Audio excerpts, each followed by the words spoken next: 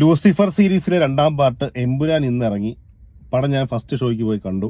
എനിക്ക് ഫീൽ ചെയ്തത് ലൂസിഫർ സീരീസിലെ ഫസ്റ്റ് പടം ഒരു ലോക്കൽ ലെവലിൽ വന്നിട്ട് ഇന്റർനാഷണൽ ലെവലിൽ നിർത്തിയ സിനിമ അതേ ഇന്റർനാഷണലിൽ സ്റ്റാർട്ട് ചെയ്തു, ആ ഇന്റർനാഷണൽ ലെവലുകൾ കീപ്പ് ചെയ്ത് അതിനപ്പുറത്തെ ലെവലിലേക്ക് എത്തിയാണ് 3ാം പാർട്ടിലേക്കുള്ള ഹിന്റ് വിറ്റാണ് നിർത്തിയിരിക്കുന്നത്.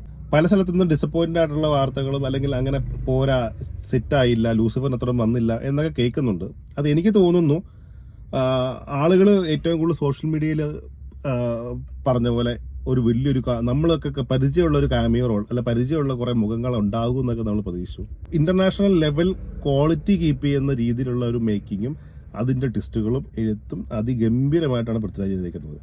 പൃഥ്വിരാജിന്റെ സാധാരണ ഏത് പ്രൊഡക്റ്റ് ആണെങ്കിലും, പുള്ളിയുടെ വാക്കുകളാണെങ്കിലും അതെ, ഏത് സിനിമയാണെങ്കിലും കൊള്ളാം, എന്ത് തേങ്ങയായാലും കൊള്ളാം, പുള്ളിയുടെ ഓൺ പ്രൊഡക്റ്റ് സാധനങ്ങൾ ഇപ്പം വാഴ്ത്തപ്പെട്ടില്ലെങ്കിലും പിന്നീട് വാഴ്ത്തപ്പെടും എന്ന് എനിക്ക് തോന്നുന്നു.